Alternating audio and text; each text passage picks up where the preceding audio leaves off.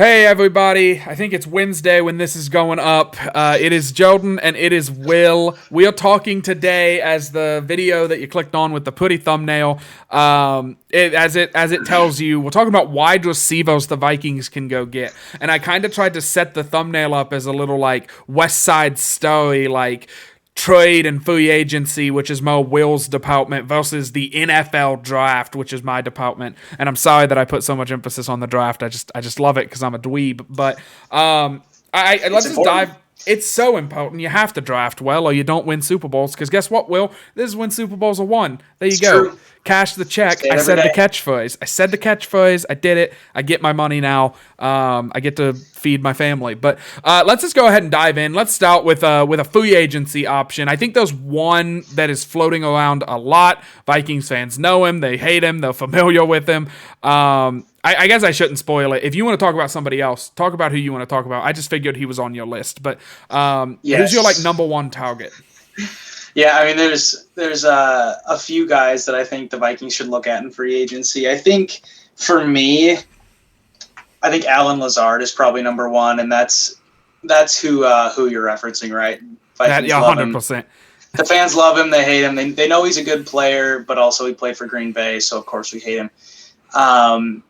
Allen Lazard I think he's a good target for the Vikings because here's what I'm thinking with wide receivers. If you're Justin Jefferson, you want somebody opposite you who has, at least this is where I'm thinking, getting in his head. You want somebody who has been there before. Allen Lazard has been in the league. He's professional. He knows how to do his thing. And he's also a threat. You can't just get a veteran who doesn't have anything left in the tank, because if that was the case, I think Adam Thielen would probably be the guy that they would just keep. He's a fan favorite. He's beloved in the locker room. He's done it for a decade, but he's going, he's declining in terms of his talent and in terms of his ability.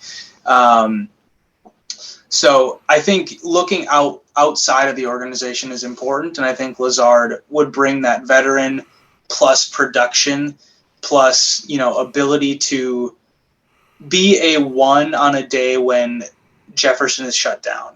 Lazard is by no means a, top tier wide receiver one, but he can definitely suffice for sort of a replacement one or a very, very, very valid number two. So I think he's somebody who the Vikings should look at. The other one that I just want to throw out there, it kind of came into my head today, was Juju Smith-Schuster. Kind of a little bit out there. He wouldn't be my favorite pick just because of some of his past off the field antics and frankly on the field antics. But he had a productive season for Kansas City. If I'm remembering correctly, he was their top receiver, not in terms of pass catcher, but I think he was their highest yardage receiver this year. Could have been Hardman, but I think it was Juju. So those two guys I think I would want to look at if I'm the Vikings, to have that guy opposite of Jefferson. Yeah, I like the Juju conversation at least, because you did see last night in the Super Bowl. Oh, we're recording this on Monday. You did see on Sunday in the Super Bowl that, in the second half, Juju really came alive, and he kind of is already playing that, hey, they're triple teaming our first choice. You're the second guy. And I think he plays that role really, really well. Allen Lazard kind of scares me. I'm about to say something that sounds incredibly stupid after I just praised Juju Smith-Schuster. Allen Lazard kind of scares me because, he's played with Aaron Rodgers, and Aaron Rodgers' whole shtick is he buys time for receivers to get open, and that's something that you might not have the luxury of having with Cousins as your quarterback, because he's not going to extend plays the way that Aaron Rodgers has throughout his career. And so I know that sounds dumb because I'm talking about Juju Smith-Schuster like he's a golden goose when he plays with Patrick Mahomes, and Patrick Mahomes is the king of extending plays at this point. So I get that sound, but Juju looked good with Big Ben, and Big Ben was by no means, fast or mobile. Like, he was hard to tackle, but he wasn't fast or mobile. So I think that I like Juju. I don't think that would happen. I feel like he's going to command kind of a higher price tag. Plus, he might just want it. He might like it in Kansas City. I mean, Patrick Mahomes, his brother loves TikTok. So, he's already got that, like, they got something to talk about at practice. Like, oh, look at this TikTok that I made with your brother. Like, that whole thing. So maybe that plays into it. But I do think Alan Lazard is definitely worth a look for Kwesi in the front office. If you wanted to go with the draft, I'm going to live on a wing and a prayer. It's before the combine. So, like, some of these guys are going to run, like, in the 4.3s, and their draft stock is going to shoot through the moon. And they're going to go from being like, maybe they'll be there for the Vikings to, like, they're locked in the top 10. Sure. But Zay Flowers out of Boston College he's so dynamic, and he's so, like, shifty, and he's like, he's a different skill set than Jefferson. Like, Jefferson is kind of everything that you want, and Zay Flowers just seems to kind of be like, he's twitchier, if that makes sense. Like, I would rather have Zay Flowers take a kickback than Justin Jefferson, because, like, it's not really Jefferson's game. And so I think Zay Flowers could come in. He has returned punts, but, like, I don't know that you would want him to do that. He didn't do it a lot. I think he had some fumbles, so I don't think that he's going to come in and do that. But I do think he could come in on day one, and immediately, if they decide, well, we're going to triple team Justin Jefferson, Zay Flowers gets open. He beats his man out of the slot, out of the outside. It doesn't matter. He's a smaller guy. Think like Halvin out of Florida, for the Vikings. He's a smaller guy, but he catches the ball contested very well. He's just so twitchy. It's crazy. I love watching twitchy wide receivers because you'll see them at like the 5-yard line with 3 guys around them, and they'll make all 3 of them fall down with like a few moves, and they, do their little jog into the end zone. So Zay Flowers, I want him to run like in the first 6s. There's no shot he will, but like I want him to, just that way NFL GMs will be like, no shot. And then the Vikings can take him at 23. Oh, we can maybe even trade back and take him. Since you gave 2 options, I'll give my other one. And it's also a smaller wide receiver who I think will be there for the Vikings, and it's Josh Downs out of North Carolina. It's the same thing. I actually almost like Downs a little bit more. I question if that's because Downs has like an NFL quarterback throwing him the ball, in Drake May, who's probably going to be a top 10 pick next year. And that's why he looks a little bit better than Flowers to me, the untrained eye, if you will. But it's the same thing. He's small, but he still fights for the ball at the point of the catch. He's twitchy with the ball in his hands. You can get him on end arounds. You just want to get the ball in his hands and let magic happen. And I have no doubt that he would be able to get open against one-on-one man coverage whenever they put 3 guys over Justin Jefferson. So you're going to hear that a lot this offseason, because I do think that's the key thing the Vikings offense needs, is a way to beat teams when Jefferson is eliminated from the game, because that was kind of the way to beat the Vikings, is if you can stop Jefferson, you can stop the Vikings offense. So those are the 2 guys that I really like coming out of college. Honorable mention to Rashee Rice. This will be my final thought, and then I'll pass it off to you. This one will be a quicker one, for me anyway. Rashee Rice out of SMU. He reminds me a lot of T. Higgins. He's just a big body guy. He's not slow by any means, but he's not as twitchy. He's not going to make guys miss in the open field, but he'll go up, he'll catch the contested balls. You can high point the ball to him because he's a big wide receiver, and I think he could be another. He's he's like a fast tight end. He's that kind of a wide receiver that, like I said, I think his NFL comp would be a T. Higgins like ceiling, and I would love T. Higgins on the Vikings. I think T. Higgins is really good. I wanted him the year we drafted Jefferson. So those are kind of like my names to watch in the wide receiver department, if you will. I think all of them could be number 2s on day one. Well, and just so we're clear too, for everyone listening here, Jordan mentioned 2 of those guys, 2 of those 3 were smaller receivers. Just so we're clear, small receivers still play. It's we're not into the world of you got to be 6'3" and 220 or anything like that. AJ Brown is a freak.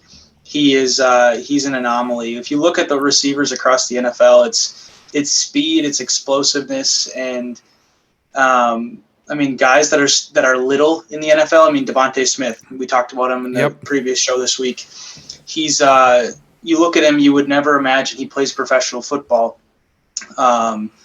So little guys can definitely still play, especially if they can burn it. So really, final thought for me would be, we mentioned in the show on the one that dropped on Tuesday, the potential to trade for Jerry Jeudy. It was something that Jordan mentioned.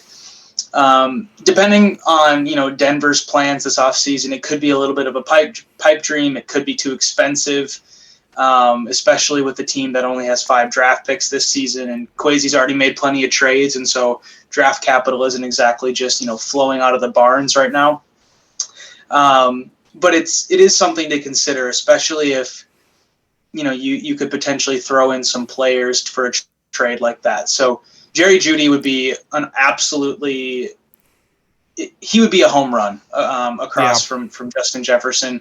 I mean, you mentioned T. Higgins. I wrote a piece a couple weeks ago about wide receivers the Vikings should target.